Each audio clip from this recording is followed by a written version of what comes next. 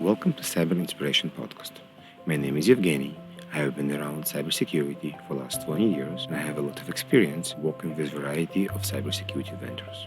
My main work is vendor consulting and cybersecurity advisory for companies. As part of my passion in technology and cyber, I've been intrigued to learn how a company starts. I started the podcast to understand the thinking process and what motivated people to start their own company. This podcast is affiliated with Security Architecture Podcast.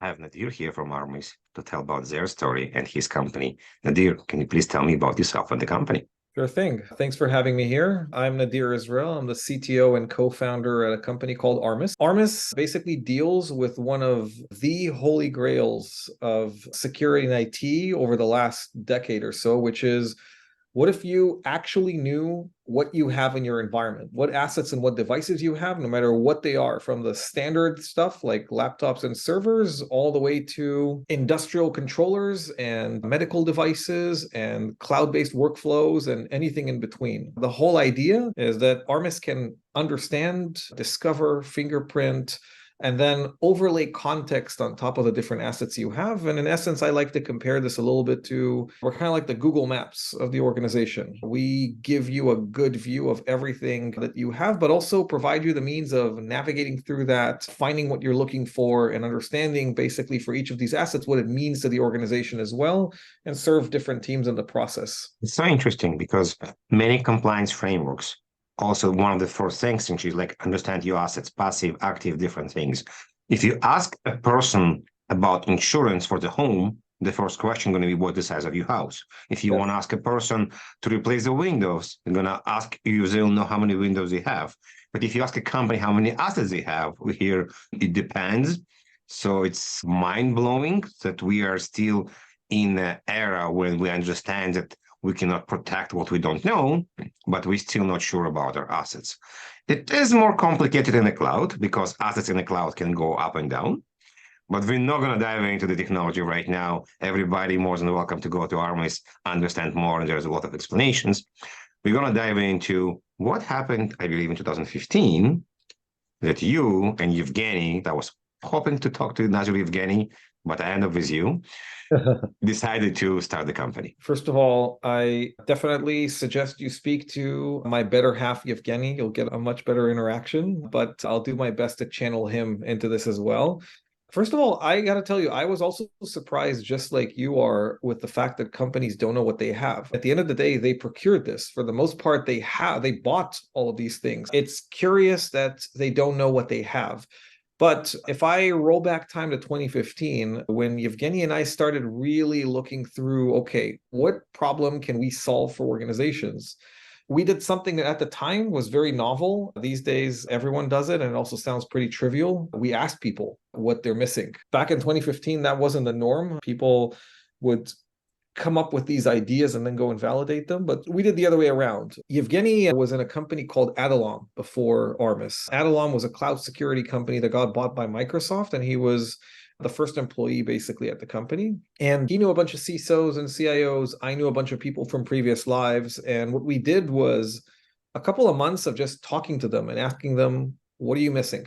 What do you feel is a growing gap in your environment? And almost every single one of them said exactly what we said in the beginning. I don't know what I have. I don't have the basic understanding of what my environment looks like. So how am I supposed to protect something or reduce risk or do anything I need to do if I don't know the basics of my environment and the assets within it? And that's really where we started. We did what any good startup does. We tried to narrow the scope or kind of limit this to something that makes sense. And in the process, we made some assumptions. And our assumption early on was, if the world was comprised solely from servers and laptops, this would have been a solved problem. This would have been something that agents could solve or other things. So the problem must be all the other stuff, all the IoT and OT and things like that.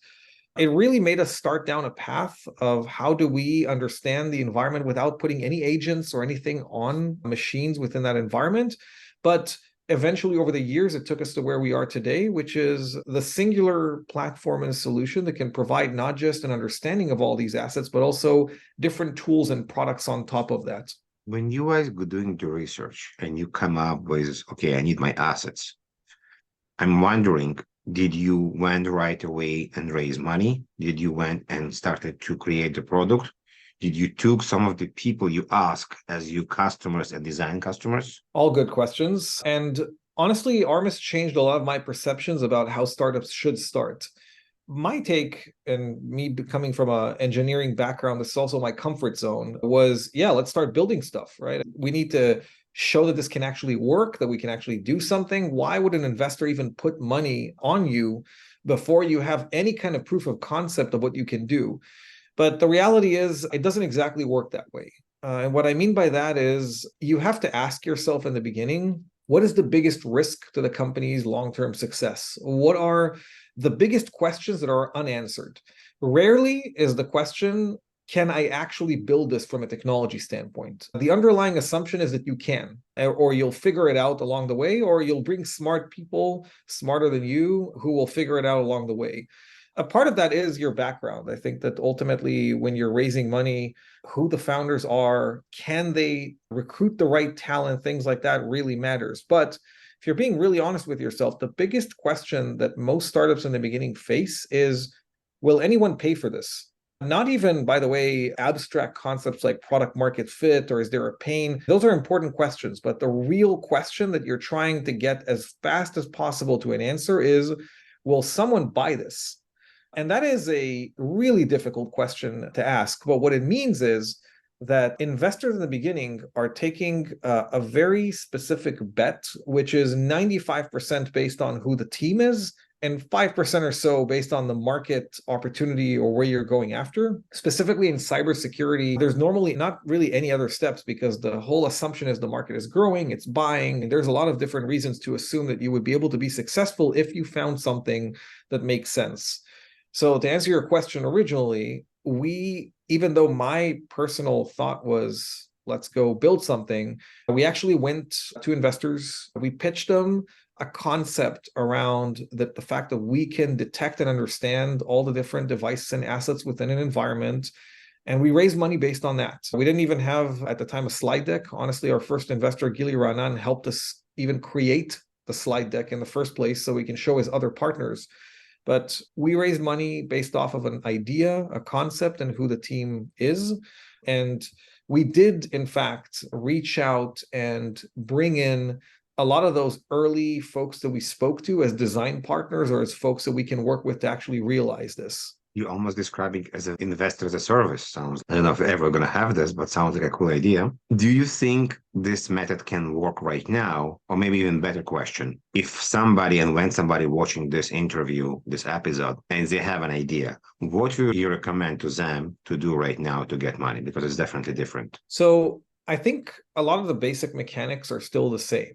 The bar is higher in the sense that there are way more companies, especially if you look at cybersecurity, and the bar is higher as to what makes sense or doesn't. But fundamentally, it's the same mechanics. It's still 90 to 95% the team. And by the team, it's not just their background. It's how well they work together. How does the chemistry come across? Are they open to criticism and self-learning? How do they speak and how do they act? And most importantly, especially if you think about the CEO in the group, does that person have actual experience in bringing something to market? All of these play a part in how would this team end up building something that matters.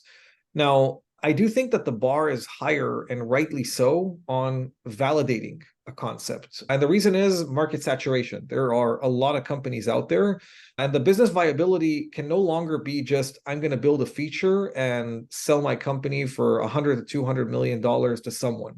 That was, in fact, what the case was back in 2015. I remember that when we started Armis, the biggest success of the time was Adalom that got sold for $300 million to Microsoft. That was the dream. These days, the bar is that much higher. Investors expect significant returns. They expect something that can be $1 billion to $10 billion company. And to get there, you have to have way more validation of the concept. And I think that as a result, teams have adapted. Usually when I see today pitch decks or teams coming to raise money, they are armed with dozens of CISOs or CIOs or people who have told them what they think about their idea, and they use that information to their advantage. Now, I think that what I would recommend to people is first and foremost, and I cannot stress this enough, team, team, team. People focus way too early on what the idea is, what the solution will be, things like that. But the founding team is so important.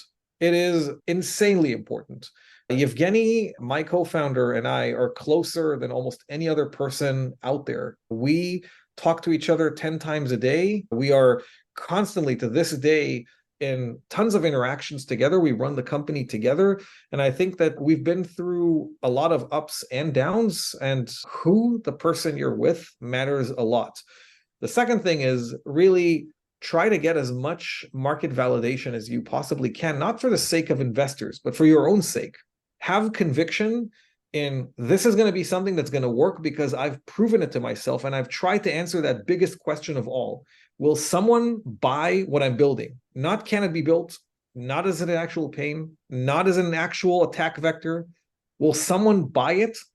And how do I have that conviction? I'm going to ask you a question that I don't think I ever ask anyone. How important is to learn how to fight with your co-founder? You know what I mean by fighting, to resolve problems. I'll give you lots of funny examples about that. First of all, I think in many ways, co-founders are a lot like a married couple or any kind of analogy you have to romantic partnerships, minus the obvious pieces of that. I think you are constantly faced with situations of back against the wall. It is an incredibly lonely role. You learn very early on, if you haven't known that already, that you can't share the things that you know with a lot of people, even people that are very close to you inside the company. It is a very grueling job that requires a lot of grit. And in many ways, I feel the problems in the company all trickle down and eventually get to you, especially in the beginning. Everybody can pass the buck along except for the founders.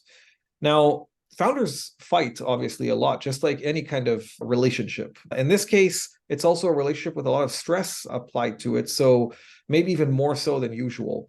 And I've seen a lot of founder breakups happen in the beginning during the time that we were raising money, right towards the end of it. We signed a term sheet and that happened right at the end.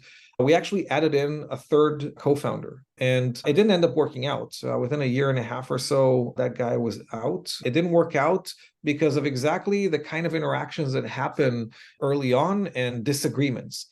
On the other hand, Yevgeny, as an example, myself, we actually have incredibly energetic and loud discussions or fights. I remember once I was walking on the balcony of our first office in Palo Alto, and I was on the phone with Yevgeny for like an hour, and I was pacing back and forth on that balcony, yelling into the phone. I don't even remember what the hell it was about, but I was yelling into the phone.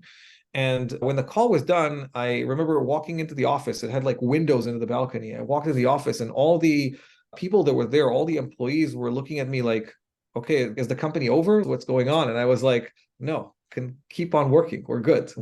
Welcome to Monday. Yeah.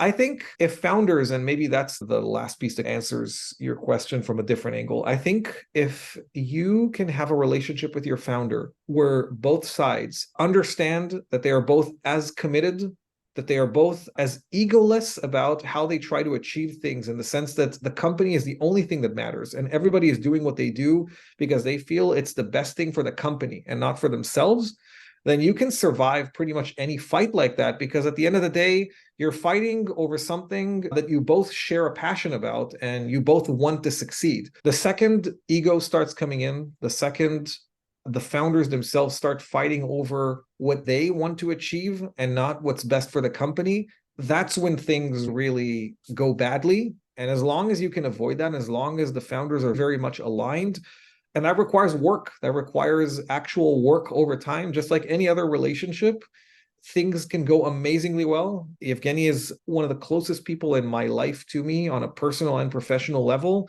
He also happens to be the person that I probably yell at the most, and I get yelled at the most, but we love each other, and here we are. So let's transition about talking more about people. You have an idea, you have money right now, time to hire people. And I believe it's a very important part, especially now when we understand that everybody probably going to be working remotely in majority of the cases. How do you build culture? How do you hire people? Here's the interesting part. In one way, we want to hire people like us. Why? Because we enjoy people like us. But in the different way, if you are very detail oriented and somebody else is not, he maybe piss you off, but he will bring or she will bring something else to the table. What and how you guys decided on a culture? Again, you cannot decide on a culture, you can build a culture and dive the people to hire. Great question. Great questions. I'll separate that for a second into a few different phases in the company's life cycle. I think in the beginning, you have less control over the culture than you think. What I mean by that is that the company will naturally evolve and have the same DNA or something very similar to the founders. It happens for a lot of different reasons, but it's a combination normally of the fact that we do end up bringing people that we value, and those are people that usually mimic certain parts of our own DNA, our own values, our own culture. And the other reason is that people at the end of the day join startups in the beginning to be close to the action, to be close to the founders, to learn on their own, to adapt. And as a result of that, they will mimic or at least try to appease whoever it is that's running the company. So the reality is you're going to end up with a company, like it or not, that is pretty similar to yourself, your values, and your DNA. And in a way, it's also a mirror, because maybe aspirationally, you really want to be a person who lets people experiment and grow, as an example. But in reality, if you're a control freak and you can't let anything go wrong, the company will actually model itself after that. Other people will be like that as well. Now, the one thing you can affect for sure, and one of the most important things that will end up impacting the company for years to come, who is that initial team that you bring in? Because while you bring them, they will bring everyone else. All the other people who will come later on will think about who's already there. These people, if you do it right, will actually become legends in the company over the years. They will become people that other people look up to. They might advance within the company and become leaders. They might not and still just remain there. And they might even not be there a few years later, but their memory will still be there. Their code will still be there. So the people you bring on in the beginning are incredibly important. And having a good balanced mix of who those people need to be will really determine a lot of what comes next. Now, naturally, we bring people that we know, we trust. You can't really allow yourselves too many risks in the beginning because you don't have any time to waste. But one tip that I've learned is, two tips actually that I've learned are these. Number one, definitely hire friends. I think that there is a lot that can happen when you hire friends. You don't need to avoid it. But my rule of thumb is hire friends that you have worked with before you've become friends, or otherwise your professional relationship supersedes your personal relationship. The reason is that we tend to like people, and when we like people, we paint them in a better light than they are. And also, if your relationship started off as personal, it doesn't have that basis of being able to criticize each other in a constructive way. If you think about most personal relationships, they start much nicer. But if it was professional first, you already have that basis of being able to tell each other what to do or where you're wrong. And then on top of that, friendship was built out of mutual respect.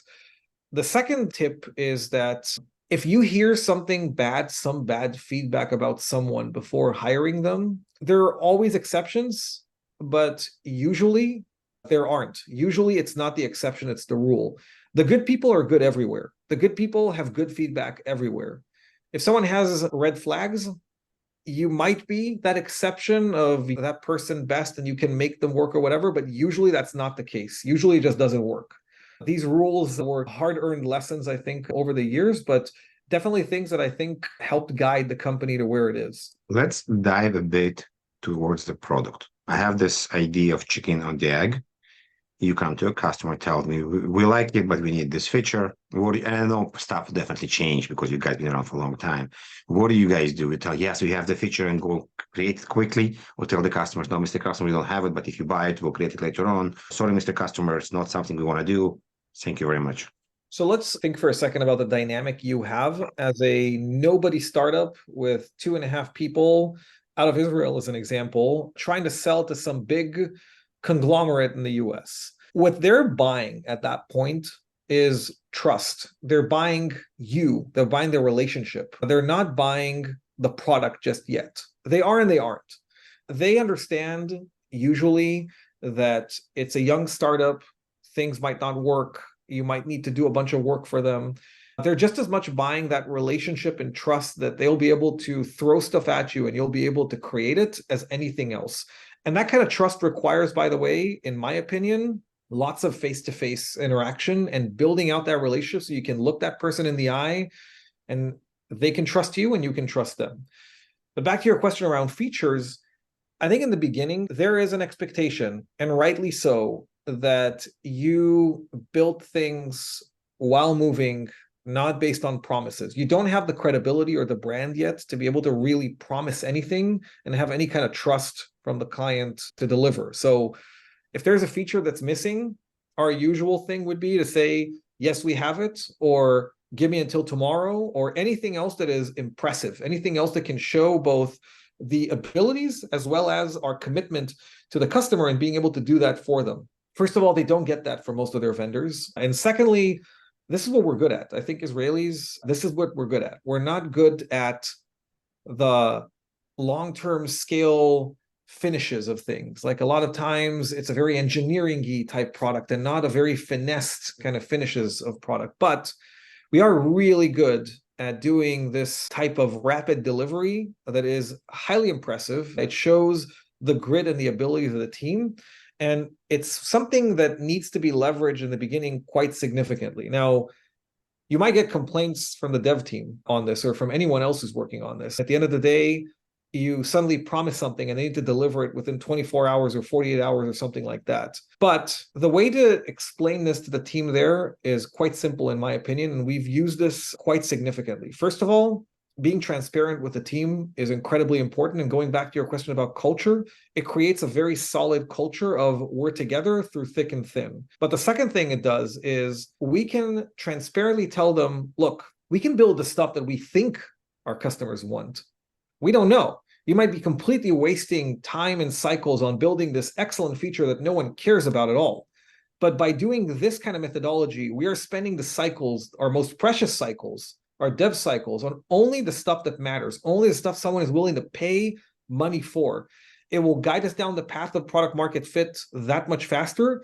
And it requires us to work a little bit in these kind of fast pulses. But anyone who joins a startup early on, that's what they joined for. They didn't join for the slow and steady. They joined for the action. They joined for the adrenaline. They joined to make things happen and appear in record times.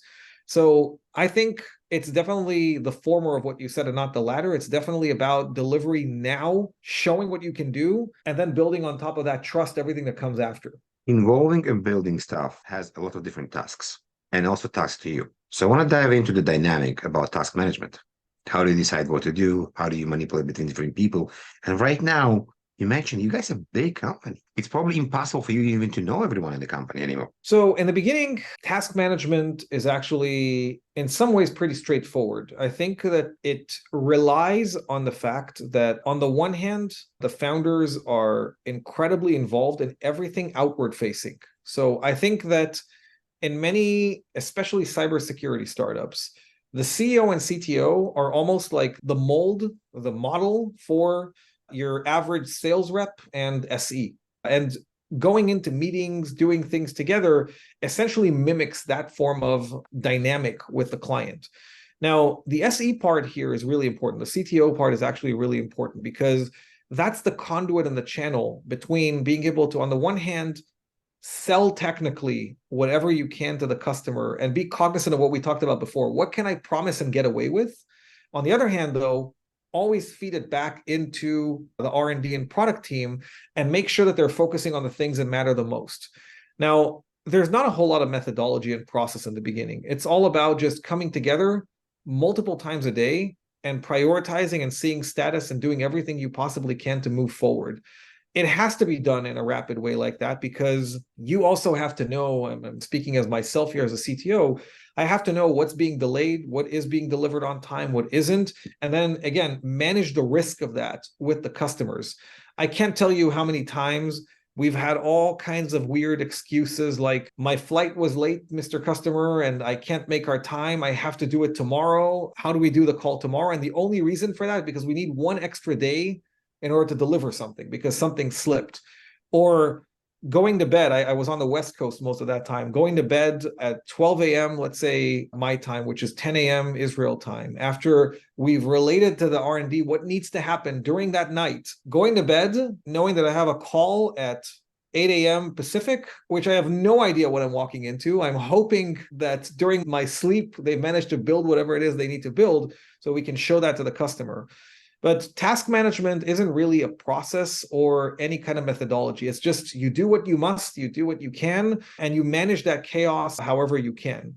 Now, the more you grow, the more you have to start introducing some sort of process because the more pieces of the machine are moving around on their own. And despite the fact that I used to think that things like mission and values and things like that are these ridiculous corporate constructs that don't really matter, they're just words on a paper, I've come to realize as the company grows that they are absolutely imperative because there are so many decisions that are happening randomly across the company in any given day that you are not a part of, that you have to give people the means, the orientation to make the right decisions or try to progress things in the right way along the way. I studied physics, so a lot of my examples are usually physics, but I like to think of it as in that chaotic mess of all of these different random decisions, mission and values are almost like placing a magnetic field on everything and trying to orient just a little bit all these different micro decisions in the direction you want the company to go and empower everyone to just work through everything. So it's a very different beast. It's a very different idea early on and later on, but you need to maximize on the advantages you have as a small team that you can just bring everyone into a room or a virtual room and just tell them what needs to happen right now very transparently and just move from there. I'm going to move a bit to a sales world. And I think it's a very interesting because if there's no sales, there's no company. Now, you mentioned that you came from a technical background a bit. Does it mean that as a founder-led sales, you needed to learn how to become more salesy person? Can you walk us through the process and how it was to get out of your comfort zone and start selling? That is an interesting one because I did not come from this background at all. And I didn't know that I even had that in me. To your point, I ran R&D teams before, and I didn't know the first thing about how to interact with a customer.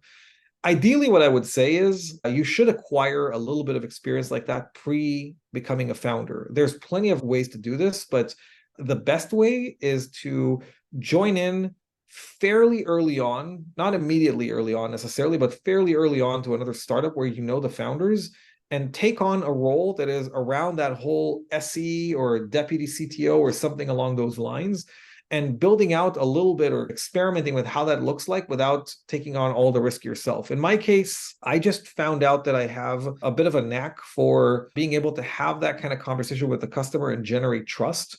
In a way, good engineers can actually do that because as an SE and as someone who interacts with the customer like that, you have to be this calm, trustworthy person in the room. They already don't trust the sales guy. They already don't trust in some ways the CEO because they know they're selling them. You have to be this very chill persona, and you play a role within this dynamic of you're the voice of truth. You're the one who doesn't completely over exaggerate everything. You're the one who gives it as it is.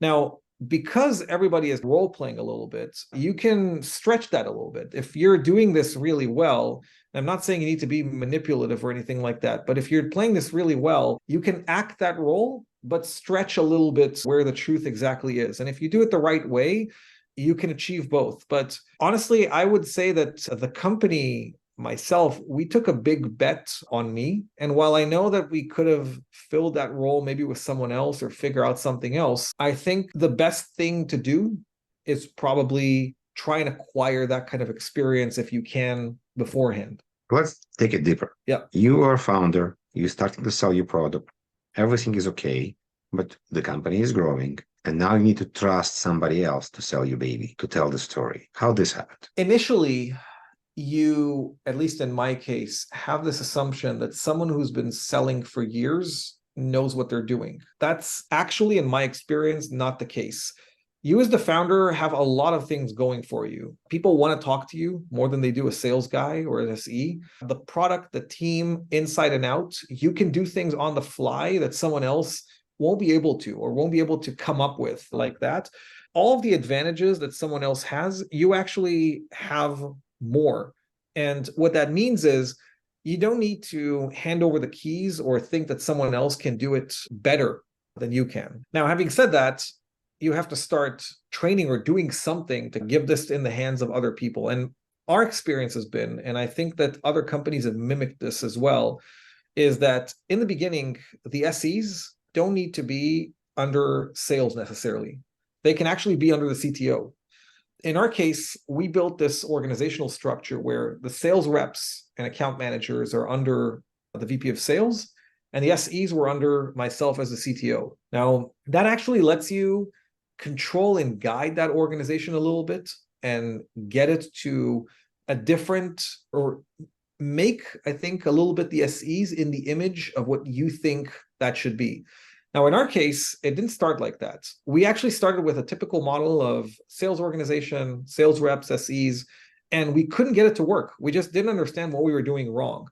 And I ended up hiring someone on my risk, like my decision to take on someone I knew to help me out, because I had to be on every call. I had to help with every kind of interaction.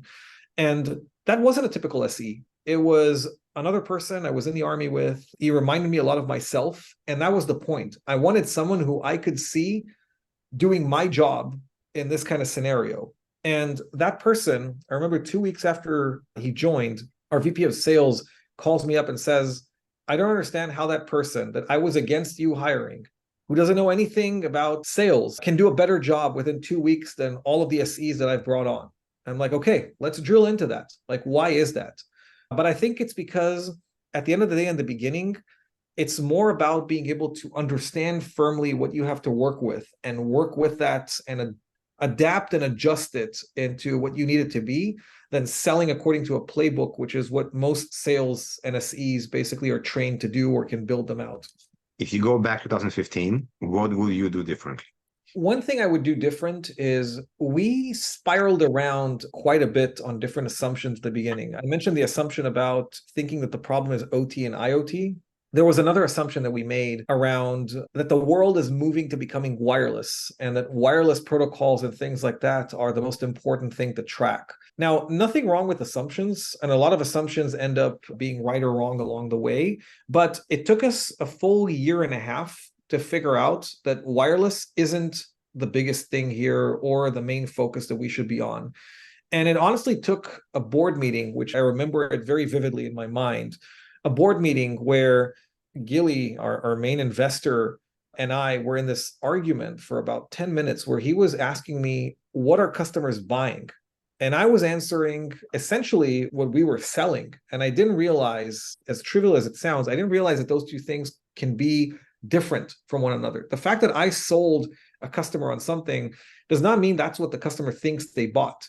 And if you stop for a second and ask yourself that question, it's a question that ever since then, I ask myself all the time. What are customers buying? What do they think they bought? And in our case, we thought we were selling wireless security. What the customer thought they were buying was device security or asset security, but they just happened to have wireless environments.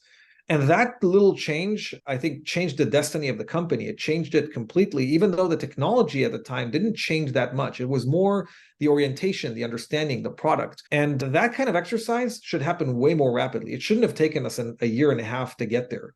I think that there's a few more of these along the way, but we're smarter today than we were then. I feel like if I could go back, I would really focus on a lot of the things I mentioned in the beginning. What are people buying?